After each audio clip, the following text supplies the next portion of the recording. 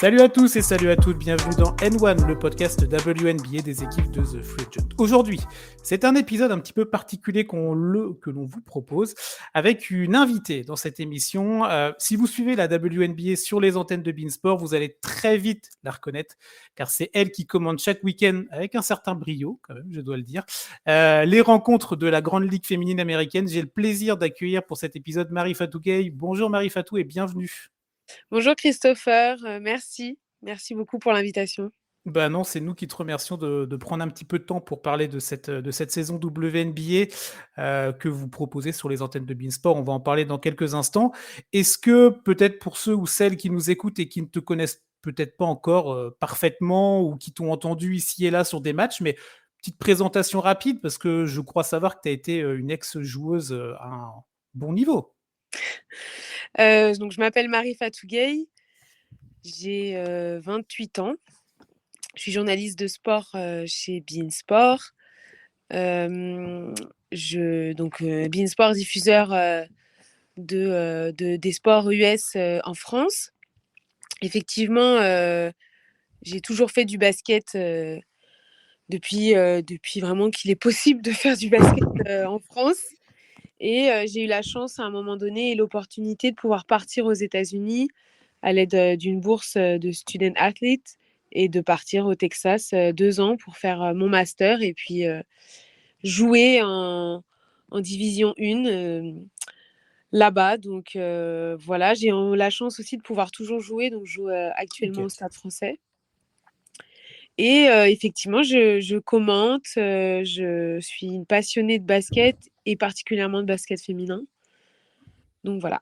Bon, nickel. Alors, en allant, je me suis permis d'aller un petit peu regarder sur Internet ton CV ou ton parcours et j'ai vu que tu avais une fiche sur ESPN quand même avec... tu savais pas? Non. Ah, tu savais pas? Bah, je t'invite à aller regarder. Alors, je veux pas dire de bêtises.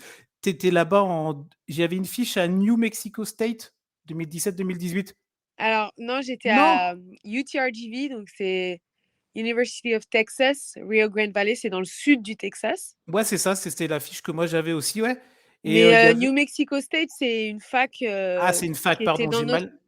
qui était dans notre conférence. Ouais.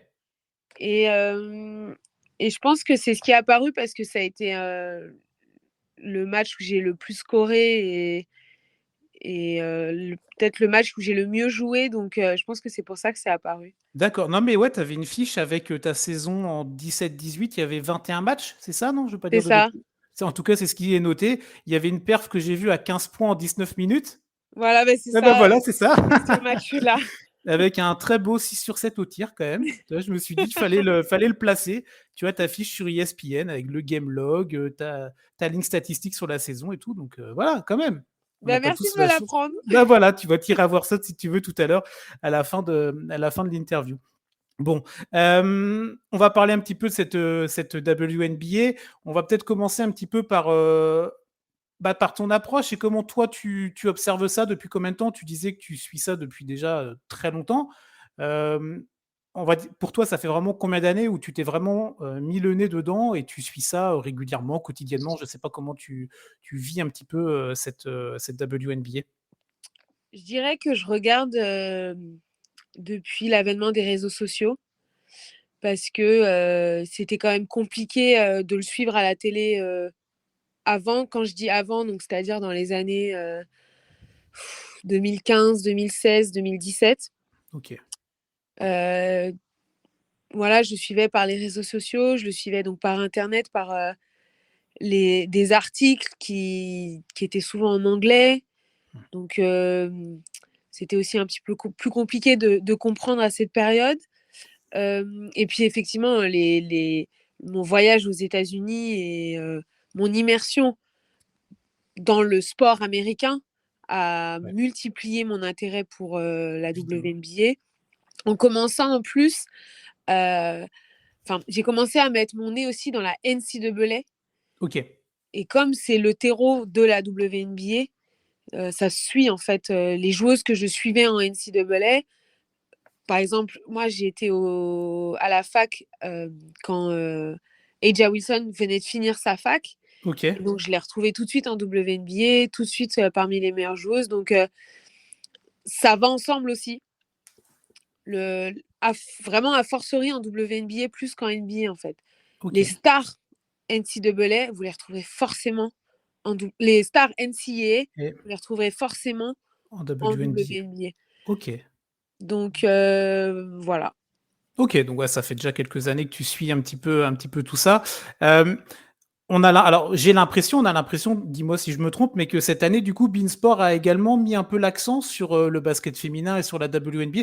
Il y avait eu la couverture du tournoi universitaire, le carré final ou la finale, je crois que tu avais commenté déjà il y a quelques mois de ça.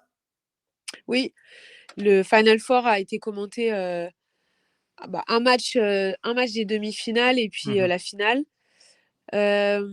Effectivement, il y a eu un petit virage qui a été pris au niveau de Beansport déjà parce que c'est indéniable. Caitlin Clark a Mhm. popularisé le basket féminin, ce qui fait qu'il y a eu écho forcément, même au niveau de la direction à Beansport. Ce qui a aussi accentué ça, malgré tout, c'est euh, mes propositions. J'allais te demander, est-ce que tu avais été un petit peu fer de lance, tu vois, pour dire, bon, ça serait pas mal qu'on parle un peu des femmes aussi, tu vois. Oui, oui, franchement, comme c'était un peu ma niche dans mon sport de prédilection, Ok, ça a toujours été quand même un axe que j'avais envie d'appuyer et que j'avais envie que la chaîne ouvre, en fait. ouais, Donc, effectivement, je cherchais beaucoup à ce que voilà, ces finales NCAA soient diffusées, commentées. Alors, j'ai eu la chance aussi parce que quand moi je suis arrivée à Beansport, donc d'abord en stage en janvier 2022 mhm, et, et ensuite en contrat dans la foulée, Bein avait acquis les droits NCAA ok, chez les garçons. Donc déjà, il y avait au moins cette culture universitaire, ce qui a facilité aussi de l'avoir sur les droits universitaires féminins. ok. Ouais, t'es pas parti de rien, tu vois, c'est pas. Exactement. Mhm. Pareil, quand je suis arrivée dans la boîte, les playoffs WNBA, certains matchs de playoffs WNBA étaient diffusés, étaient commentés. Ok, Là encore, on partait pas de rien. Et je pense que vraiment, pour cette saison, le fait de partir à minimum un match par semaine, ça, c'est pour le coup vraiment, je pense, l'effet Caitlin Clark. ouais. L'effet aussi de vouloir féminiser la chaîne, de vouloir Mhm. diffuser plus de sport féminin sur la chaîne. Euh, Ça, pour le coup, c'est plus la direction et le service des acquisitions de droits qui pourraient Oui. vous en parler. Mais mon ressenti à moi, c'est que c'est un mélange d'effectivement de ma volonté de faire plus pour le basket féminin, le la popularisation autour de Caitlin Clark, le fait de faire plus de basket féminin sur la chaîne, tout ça Ouais. a fait que. Ok, ouais, ouais, c'est un ensemble de plein de choses qui sont plutôt bien tombées pour le coup, pour toi et en général pour les abonnés de Bein et pour les passionnés de basket qui aussi rentrent dans le giron de la WNBA, pourquoi pas par Bein. Moi, je t'avoue honnêtement, j'ai commencé à suivre en particulier parce que tu commentais et l'équipe commentait ces finales universitaires. Je commençais à regarder, curiosité, je trouvais ça intéressant. J'avais un petit peu suivi la WNBA déjà l'année dernière, mais un peu plus, façon un peu plus lointaine. Et c'est vrai que quand tu as une chaîne française comme Beansport qui n'a plus rien à prouver sur le traitement du basket, va s'intéresser au basket féminin, tu sais que ça va être qualitatif. Ce sera peut-être pas à la hauteur, en tout cas en termes de contenu et de densité que la NBA, parce que c'est vrai que c'est une vraie machine, la NBA, depuis quoi, ça fait 12-13 ans que c'est sur Bein.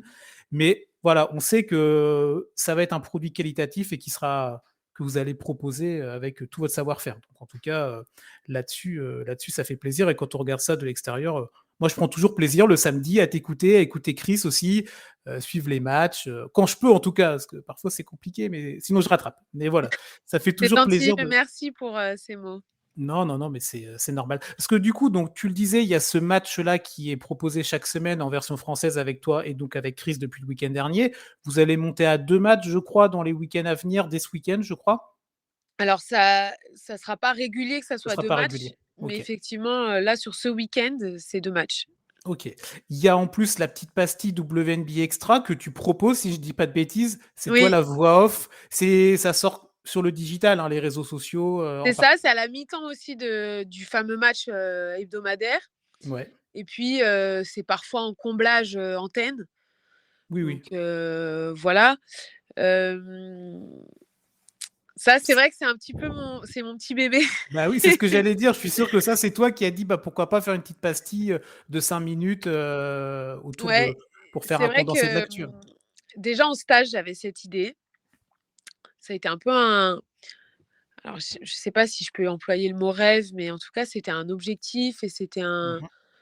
quelque chose que j'avais vraiment imaginé et finalement, ben, je le fais là, enfin, je l'ai fait cette saison. Donc déjà, vraiment un aboutissement et puis, matérialiser quelque chose qu'on a imaginé, c'est toujours hyper gratifiant, plaisant et enrichissant. Ce qui est bien aussi, c'est que j'ai plus d'expérience dans le métier, plus Ouais. d'expérience dans la chaîne, donc je sais aussi mieux, aborder, les sujets, le comment essayer de rendre, la chose dynamique. Mmh. Voilà, en espérant que c'est que le début de quelque chose. De toute façon, il faut y aller étape par étape. Pour Ouais. l'instant, 5 minutes, comme ça condensées. On fait aussi avec les moyens, qui nous sont, offerts et puis surtout, il faut une matière quand même Oui. pour produire et pour l'instant, c'est ce qu'on est capable de faire. Donc je suis déjà très satisfaite, mais je prie et je continue d'espérer que c'est vraiment que le début. Bon, bah, on espère aussi. Ça sort quand? Le mercredi peut-être, Le non? mardi, Le le mardi, mardi à pardon, partir ouais. de 17h, d'où mon petit retard à cette interview Non, puisque, bah, si c'est que ça, c'est pas grave, hein. Bah, par on contre, était on en train de espère un conclure, la pastille de cette semaine donc. d'accord, mais tu aurais pu arriver plus tard, c'est pas grave, de toute façon, donc la pastille a dû sortir là, donc c'est ça, ouais, Là, je pense mardi? que voilà, elle est en train Elle est d'être sortie. publiée ou en tout cas, elle va l'être, dans les minutes à venir. Bon, bah, alors, vous foncez dessus une fois, l'interview terminée là, pour aller voir la petite pastille, proposée par Marie Fatou et toute l'équipe, en tout cas donc, ouais, voilà, on voit vraiment cette couverture intéressante, de beIN. Est-ce que toi, au-delà de la sphère beIN Sport, là où tu travailles depuis maintenant quelques années, tu vois cet engouement? Alors aux États-Unis, oui, parce qu'on le voit partout, mais en France, est-ce que tu as cette impression, tu as des retours, je sais pas, des gens dans la rue, sur les réseaux sociaux ou même au sein de la chaîne? Est-ce que tu vois un engouement qui se développe petit à petit et pas nécessairement que autour de Clark? Hem, alors, oui et non. Oui, parce que, malgré tout, j'avais eu aussi une demande d'interview, autour des finales NCAA, de 20 minutes, qui est quand même un journal, on va dire d'info générale, donc ça veut dire que ça a commencé à toucher le grand public. Mmh. Hem, oui, parce que, malgré tout, je suis entourée de personnes qui côtoient le basket, donc Ouais. forcément, ils m'en parlent et donc dans cette réponse, ça veut aussi dire non parce que je suis biaisée en, Ouais. étant entourée de personnes qui sont, liées de près ou de loin au sport. Oui, oui, oui. OK. Pour moi, ça reste quand même une niche parce que, enfin, la France est quand même axée d'abord sur le sport masculin et sur le foot. Mmh. Donc bon, oui, ça prend, mais j'avais répondu de la même manière, aux journalistes de 20 minutes parce que, est-ce que le grand public, vraiment la personne qui connaît LeBron James, il est connu par la personne qui ne suit même pas le sport. Oui, oui. Serena Williams, voilà, des sportifs, des athlètes qui transcendent vraiment leur sport, leur discipline, j'ai envie de dire leur cadre. Mmh. On en est loin encore, Oui. dans le basket féminin en France. Bon. Chaque chose en son temps, ça va être un peu ce qu'on va se dire pendant tout cet épisode-là, mais voilà, ça prend petit à petit, mais en tout cas, on espère que ça va continuer à être suivi. Et nous, c'est vrai que nous, à notre petite échelle, hein, sur The Free Agent, on voit, on a des retours intéressants, les comptes de franchise FR qui sont aussi plutôt satisfaits en général de voir en fait qu'il y a des journalistes ou en tout cas des gens qui veulent s'intéresser à ce sport-là, à leur équipe, à leur franchise et on a des retours qui sont vraiment plutôt bons. Donc nous aussi, ça nous encourage et c'était un peu le sens de ma question. Si tu veux bien, Marie-Fatou, on va balayer un petit peu plus l'actu autour de cette saison WNBA en général, si tu veux. On est à un quart de la saison. Il y a une quarantaine de matchs dans la saison régulière. Il y a une dizaine qui ont déjà été joués, plus ou moins, hein, par les équipes. Qu'est-ce que tu en penses, toi, comme ça, de de ce premier quart de saison, globalement? Très excitant. Mmh. Vraiment, enfin, voir le Connecticut à ce niveau, voir New York à ce niveau, voir là, cette semaine, Seattle à ce niveau, Minnesota sont des équipes que voilà, où il y avait, qui étaient des contenders et qui le prouvent dans ce Ouais. début de saison. Las Vegas est un peu plus en difficulté, de par des blessures et puis de par, je pense aussi, une redescente. Heu, Être double championne en titre, malgré tout, Pour relancer, c'est compliqué de repartir voilà, pour un troisième, en effet. ça peut jouer peut-être, dans les têtes, c'est un facteur qui, en tout cas, peut être pris en compte et puis vraiment aussi une hausse du niveau de jeu, Mmh. dans les autres équipes. Il y a beaucoup aussi, de filles, de joueuses qui ont enfin la possibilité de pouvoir se reposer après les saisons WNBA, de pouvoir Mmh. rester aux États-Unis, de pas forcément devoir partir en Europe, devoir partir en Asie, devoir partir à l'étranger, tout simplement. Donc elles arrivent beaucoup plus fraîches, beaucoup plus prêtes, sur une saison WNBA et ça se ressent. Hem, ouais, vraiment, moi je suis impressionnée, par le niveau de jeu des joueuses, par la compétitivité aussi des matchs. Rien n'est simple, beaucoup de matchs qui se jouent, qui sont serrés. Hem, voilà, le bas de classement, j'ai de la peine pour Washington parce qu'être à 12 journées sans victoire, c'est toujours, compliqué, mais on sent que les mêmes avec elles, les matchs sont accrochés. Oui, parce qu'il y a eu un match dernièrement, c'était contre New York, c'était ça, non? Où le match a été New York était en back-to-back. Washington n'a pas démérité. Après, elles ont perdu, mais elles ont pas pris un éclat de 15 ou 18 points, donc Exactement. Je me demande même si, en fait, elles ont du mal à gagner parce qu'elles sont tellement habituées à perdre que des fois, il est dur de passer cet obstacle mmh. d'aller terminer un match, d'aller le conclure, d'aller le gagner. Donc, après, elles ont un roster aussi comme Indiana, très jeune, Ouais. très inexpérimenté. Donc, enfin, ça joue, en fait. Voilà, mais en tout cas, ouais, si je devais donner un seul mot pour cette saison, c'est hyper excitant. C'est excitant, du coup, pour en donner qu'un. Non, mais c'est vrai que, je te rejoins et même nous dans l'équipe quand on propose les podcasts tous les mercredis, on est sur ce credo-là aussi. On avait été très surpris parce que nous, on suit la WNBA depuis quelques temps maintenant. Bah, on n'a pas un recul énorme, mais il y a une vraie densité pour revenir un petit peu sur ce que tu dis. On était vraiment impressionnés par ça. Après, c'est le format aussi de la saison qui fait que quand tu n'as que 40 matchs, tu ne peux pas te permettre de dire, comme en NBA par exemple, où bon, allez, on peut faire une Miami Heat, tu vois, où on va être un peu en cruise control pendant la saison régulière et on va espérer, après le All-Star break, passer la deuxième. Là, en WNBA, ben, on vient de le dire, on est déjà au quart de la saison. Donc, c'est vrai qu'il faut vraiment prendre le train dès qu'il est là. Et c'est vrai, quand on regarde le classement, il y a vraiment pas mal d'équipes qui sont très serrées. Le Storm, c'est 7-4 à l'heure actuelle, Atlanta 5-4, Las Vegas 5-4, Phoenix 6-6. C'est vraiment extrêmement serré. Tu perds un match, t'en gagnes deux. Le classement change toutes les semaines et c'est vraiment extrêmement intéressant et ça donne envie encore plus de suivre. Il n'y a pas le côté une ou deux équipes écrasantes et où tu sais que tous les soirs, elles vont en mettre 25.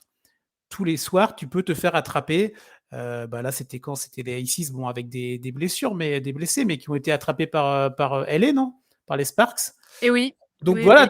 tu te dis Los Angeles qui a quand même, bon, il y a pas mal de critiques sur le niveau de jeu, sur l'utilisation de Brink en particulier. Bah, elles ont quand même été arrachées ce match-là contre l'A6 qui a été diminué.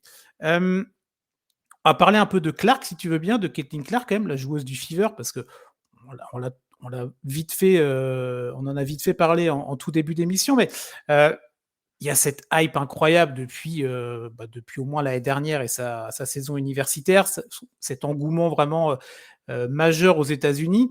Toi, tu en penses quoi de ton point de vue déjà d'observatrice européenne, mais aussi de personne qui a été aux États-Unis, qui a vu un peu comment marche le microcosme universitaire et comment ça fonctionne le sport là-bas. C'est une culture différente de nous, en France en tout cas. Qu'est-ce que tu en penses? Est-ce qu'il y a des côtés positifs évidemment, mais aussi négatifs dans toute cette médiatisation autour de la première saison de Caitlin Clark? Alors oui, l'aspect négatif, vient pour moi du fait qu'elle a apporté avec elle donc une vague de nouveaux fans, Mmh. qui étaient donc fans de Caitlin Clark avant d'être fans de la WNBA et qui, de fait, heu, ont une idée de la WNBA ou en tout cas ont une idée de ce qu'elle devrait être, en étant en plus biaisés par leurs joueuses favorites, Ouais. par en tout cas ce qu'ils aimeraient voir de leurs joueuses favorites et donc qui amène beaucoup de critiques, beaucoup, même, Des critiques très virulentes, hein, parfois quand même, hein, en bien disant: «Mais sûr, pourquoi la WNBA propose autant de matchs au départ? Pourquoi vous laissez pas, Caitlin, jouer davantage?» Ben non, en fait, voilà, beaucoup de non-sens, mmh, un vrai manque de recul aussi, par rapport à ça donc ça, c'est l'aspect un petit peu, négatif, voilà. Après moi, c'est plus un avis personnel là, mais on a l'impression aussi que la moindre chose qu'elle fait est relayée et mmh, disséquée et analysée donc ça, c'est aussi un petit peu, je trouve, dommage par rapport à justement ce qu'on disait, à la densité de la qualité des joueuses, du talent qu'il y a en WNBA. mmh. Voilà, peut-être les aspects un petit peu négatifs, mais pour moi, ils sont bien moindres par rapport à l'aspect positif, de ce qu'elle et sa popularisation, ont apporté au jeu et à la ligue. Ouais, avec des salles qui sont pleines, avec, des audiences qui sont, aussi aux États-Unis vraiment, extrêmement importantes et massives pour Exactement. la WNBA donc voilà, plutôt du positif pour toi et sur son aspect sportif, tu t'attendais alors elle a été rookie du mois pour ce premier mois de saison régulière, tu t'attendais à quelque chose, sur ce premier mois ou tu n'es pas surprise par ce que tu as pu, observer de Caitlin? Non, ouais, je suis pas surprise, honnêtement, avec le recul d'avoir s de suivre la WNBA depuis donc un peu plus de 10 ans, Mmh. je sais le niveau qu'il y a, quand même en Oui, WNBA et rien que physiquement, en fait, ça allait être compliqué. Heu, Ce qui est aussi, je trouve, très, très dur pour les rookies, c'est qu'elles enchaînent une ouais, saison universitaire oui. avec une saison chez les professionnels. Donc, mentalement, physiquement, le corps, il a pratiquement aucun palier de décompression, aucun moment d'adaptation. L'adaptation, elle se fait sur le tas, quoi. Mmh. Donc, je pense que ça, c'est un petit peu, sous-coté et puis surtout, c'est une joueuse formidable, hein, avec des qualités formidables, mais, hem, en WNBA, à l'heure actuelle, elle a des joueuses qui sont plus talentueuses, qui sont, forcément plus expérimentées donc, Évidemment. voilà, la surprise, elle vient peut-être pour le coup, moi, ma surprise, elle est positive, elle vient plus de comment elle arrive à elle gérer ces situations-là, en fait. OK. Elle a rarement un mot plus haut que l'autre, c'est quand même une joueuse un peu à la LeBron, comme je disais tout à l'heure, scrutée, analysée, sans cesse. Ouais. Elle arrive à rester d'une froideur et d'un sang-froid et enfin, je parle en dehors du terrain, hein, Oui, oui, bien sûr. enfin, ça reste pour moi impressionnant à son âge et à, mmh, à cette période de sa vie, mais elle est sûrement destinée à ça donc voilà, franchement, ouais, peu de surprises pour l'instant. Bon, bah, ça fait plaisir en tout cas de voir, Caitlin, sur les parquets WNBA, même si la saison d'Indiana est compliquée, mais on savait également, hein, que le Fever allait pas jouer, les premiers rôles de toute façon. Et c'est vrai que voilà, ça a été, compliqué pour la mise en route, on va dire. Est-ce que Marie Fatou pour, conclure autour de cette saison, WNBA, donc là on est à un mois de saison, est-ce que tu as une équipe un peu coup de cœur, une joueuse? Alors soit une joueuse que tu as suivie depuis déjà longtemps et tu dis: «Bah, voilà, je suis toujours autant impressionné après X années», ou alors une qui est un peu sortie du bois ou une équipe, où vraiment tu dis, voilà, tous les matins quand tu te réveilles, si elle a joué, si l'équipe a joué, tu vas aller voir le match, tu vas aller suivre les performances plus que quelqu'un d'autre peut-être? Je suis assez étonnée moi de, Kalea Cooper, OK. du côté de Phoenix, Mmh. parce que, elle m'avait, bon, impressionnée quand même puisqu'elle est MVP des finales, 2022 à Chicago. Mais malgré tout, arriver dans un roster comme ça où c'est quand même beaucoup d'anciennes joueuses à Oui. Phoenix, elle fait des grosses perfs, elle est très clutch. Spoiler alerte, elle est dans le top 5 de WNBA Extra cette semaine et elle n'est pas cinquième. Très bien. On Et prend note, on prend note. enfin, vraiment, elle a souvent été en pourparlers pour être la joueuse de la semaine. Mmh. Et du coup, à travers Kalea Cooper, je suis étonnamment surprise de Phoenix OK. et de Diana Taurasi, Ah oui, bah, les, oui, les, oui. les perfs qu'elle sort à son âge. Et en même temps, surprise et pas surprise, elle fait partie de ces meilleures joueuses de l'histoire de la WNBA. Donc, si elle continue, c'est qu'elle a une raison. Si elle continue, c'est qu'elle sait qu'elle a encore à donner et elle le prouve. Mmh. Donc, Phoenix, c'est un peu ma surprise. OK. Mmh, voilà, Seattle, je trouve que c'est bien assemblé, c'est bien réfléchi, ça peut aller faire quelque chose. Minnesota, moi, je suis une grande fan de Nafisa Collier, donc voilà. J'attends avec impatience le retour de Satou Sabali du côté de Dallas, OK. qui du coup montre un visage, un peu différent sans une joueuse qui est majeure pour eux. Voilà, Las Vegas, j'attends aussi le retour de Chelsea Gray, donc voilà, le Sun, c'est tellement bien rodé, c'est tellement agréable, si j'en sors qu'une, c'est Phoenix. OK. Mais en WNBA, il y a Mais tellement de oui, trucs. on en parlait tout à l'heure de cette densité. Du côté, il y en a partout, en fait, des joueuses de talent et des joueuses qu'on a envie de suivre et des collectifs. Donc, et juste, c'est vrai que je regardais, pour notre MVP ranking là, qu'on sort toutes les semaines sur le site de The Free Agent, je crois que Kalea Cooper cette semaine va être sur le podium. Voilà. Je sais pas comment ça va être pour vous, en tout cas, mais elle est sur le podium. Vous verrez ça sur l'article si vous allez voir tout ça sur le site et l'application TFA. Euh, on peut faire un petit point, si tu veux, autour de la programmation de Bein pour ce week-end.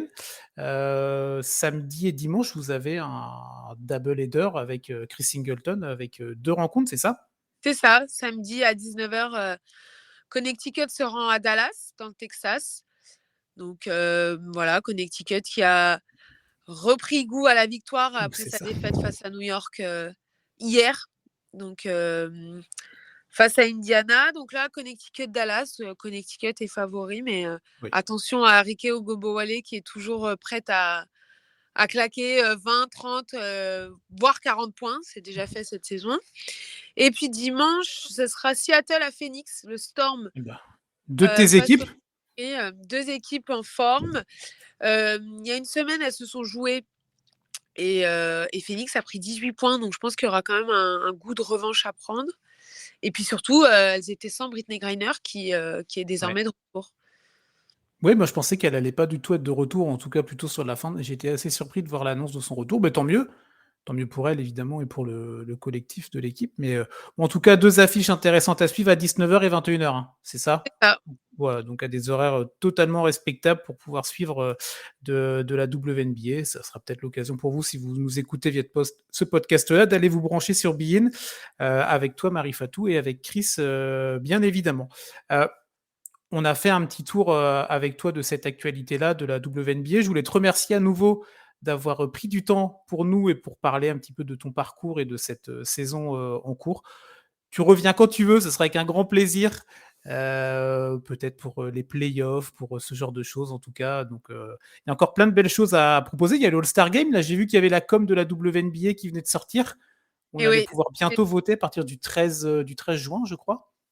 oui, oui, oui, ça arrive souvent assez tôt dans la saison et là, a fortiori avec les Jeux Olympiques. Donc Oui, c'est vrai. là aussi, c'est des bons moments. Et puis voilà, les premières sélections pour certaines joueuses, les plus de 20 sélections pour d'autres. Donc toujours un bon moment et puis une petite coupure aussi dans la saison pour les joueuses pour souffler et pour se recentrer un peu.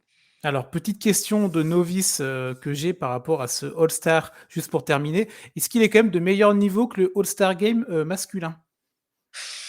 Oula, ah. Bon, Mmh, voilà. Ah, vous avez pas l'image, donc vous pouvez pas voir la tête de Marie Fatou, mais voilà. ouais, c'est C'est un moment de break, comme tu l'as voilà, dit. un Voilà. moment de break. Alors ce qui est sympa, c'est que souvent les joueuses s'essayent au dunk. Les Ok, joueuses qui très sont bien. capables de dunker, c'est Sayo Dunk. Mhm. C'est quand même un petit peu plus sérieux, surtout qu'il y a eu des périodes où, comme c'est servait, alors c'est triste et en même temps, c'est sympa, c'est que ça servait parfois à l'équipe américaine de se regrouper, de Ah se oui, recentrer et du coup, elles jouaient, elles une jouaient équipe, ensemble. formée d'étrangères. Ok, ok, très bien. Bon, donc Voilà. on Des observera années ça. précédentes, il y a eu Des ce années près. parfois ce format donc ça rendait un petit peu, le All-Star un petit peu plus, heu, précis, enfin, un petit peu plus, excitant et avec un peu plus d'intensité. Ok, ok. Mais là, cette saison, si, il y aura peut-être la préparation au jeu. Ils vont peut-être revenir à ce format, on va voir. Bon, bref, on verra tout ça. C'est pas tout de suite en tout cas, mais voilà. Je voulais te poser la question parce que c'est vrai qu'on a tellement critiqué le All-Star Game masculin que je me suis posé la question. Est-ce que c'est pareil chez les filles? Donc, on aura l'occasion de pouvoir se faire notre propre avis le moment venu. Merci à toi, Marie Fatou, pour ce moment passé ensemble. N'oubliez pas, donc, mercredi, notre podcast autour de l'actu WNBA avec Tom et Elliot. On t'invite à aller l'écouter, tiens, Marie Fatou, si tu veux, ça nous fera plaisir. Donc, les articles, évidemment, sur le site et l'application de The Free Agent. Merci à vous de l'écoute et on se retrouve très vite. Bonne journée à vous.